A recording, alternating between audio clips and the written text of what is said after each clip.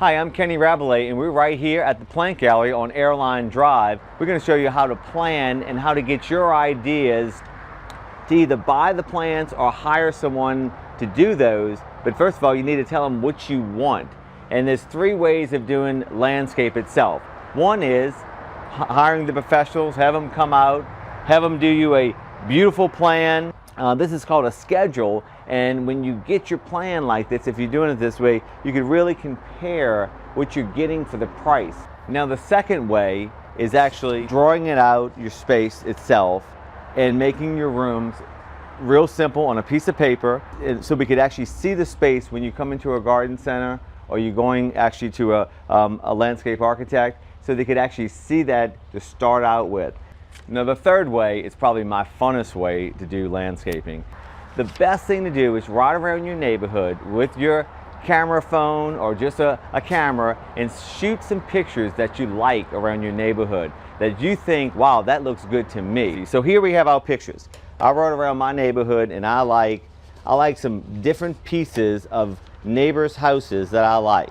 And I'm going to show who I'm working with, or I'm going to walk around the garden center and say, hey, this is what I'm looking for. I like this. I don't know what that plan is. Can you help me out?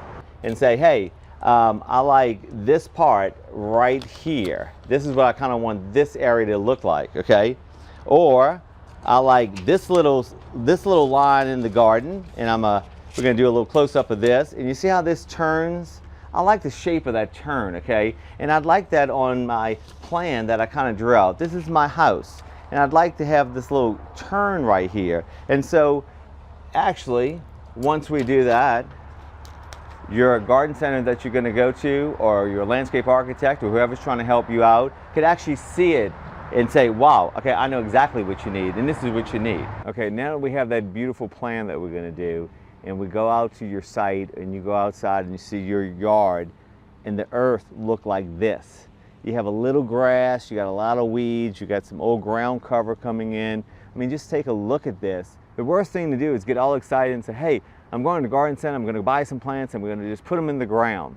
But you have these weeds, and you could scrape this off. I mean, you could use a shovel and scrape this off and this could be clean, but all those weed roots are underneath here. And what Roundup does is the only thing that works is it kills the weed. It only works on green, and it kills the weed in the ground itself.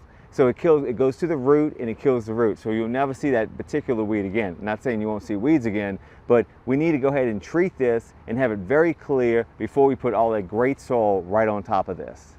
Okay, now here's a spot that is total shade, and the question was, I cannot get any grass to grow at all under my tree. My recommendation, this is Asian jasmine, and this is right under me. It comes in 4-inch, 6-inch, or 1 gallons. I recommend the 4-inch when you're planting it, and it grows together and it just looks like a beautiful lawn once it's all together.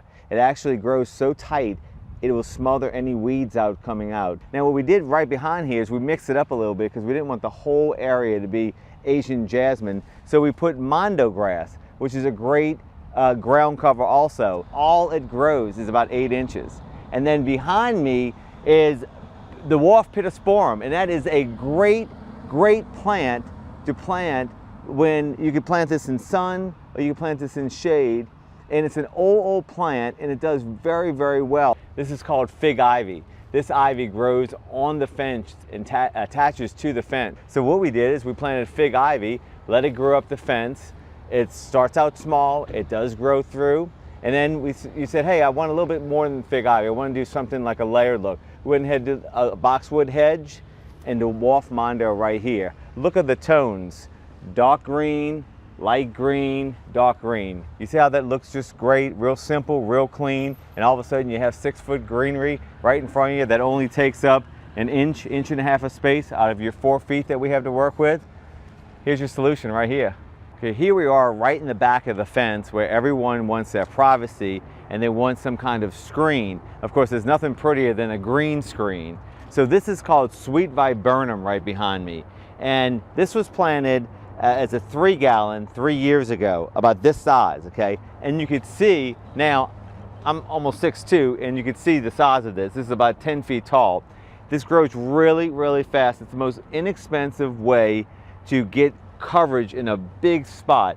Of course, it all starts, just like we said before, with a great plan and that great soil and those great designs of plants in tight spots or in loose spots. But after all that is done, and you have this gorgeous landscape, and you're seeing pictures like this, one, it's so self-satisfying that, you know, here these houses come alive with greenery, and people for years to come are going to enjoy this great work and lounge out in backyards and entertain. And we feel very blessed to meet so many of our great clients that they know they're enjoying their garden year after year after year. And we're here to help you. We're open 7 days a week from 9 to 5. Come on in on Airline Drive, and we're always wanting to help and educate and share our knowledge with you so you're successful in your garden and you have something to be very, very proud of. There's nothing like greenery to breathe in and live and enjoy. I hope this helped you out, this segment. Thanks.